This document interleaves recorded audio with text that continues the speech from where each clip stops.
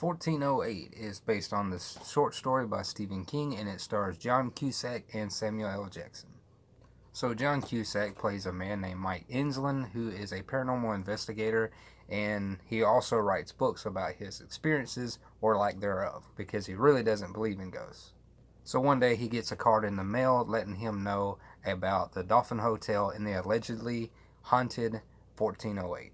So I love this movie. This is one of my favorite Stephen King movies. It's pretty creepy, and I have a blast every time I sit down to watch it. So I like how this movie makes you scared of the room 1408 before you even see it. Because Mike Insland, he goes to the Dolphin Motel and he speaks to the manager, played by Samuel L. Jackson, and he's begging him not to stay in that room. Olin, the manager, is begging him, trying to bribe him not to stay in that room. He's even telling him about the people who's committed suicide up in that room. But Mike refuses to back down. He's going to stay in that damn room. So this movie could have been a big flop.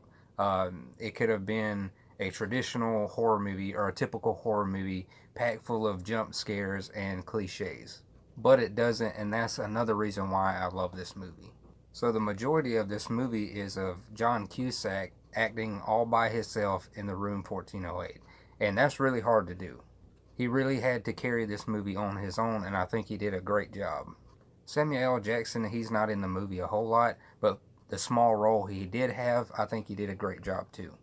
So I only had like one minor nitpick, and it's not really going to affect my grade of the movie. I used to let shit like this affect my grades for movies back in the day, but I try to be more lenient towards small minor nitpicks because I know a movie can't be completely perfect.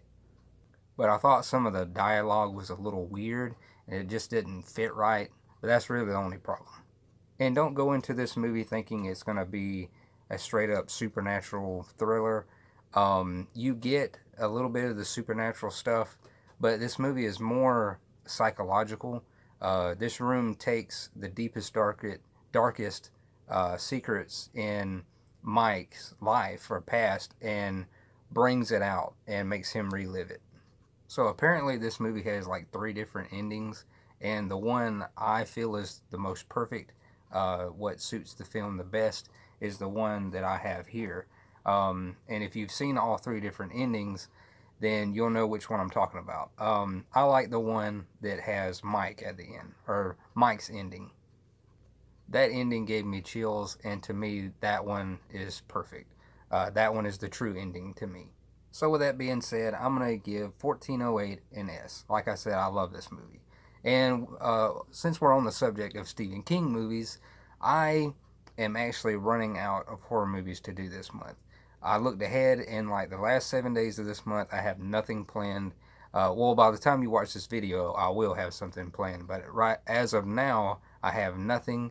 So I kind of have no choice but to go and review some Stephen King movies that I want to talk about. I know I said this one would be the last one of the month that I would do, the last Stephen King movie I would do.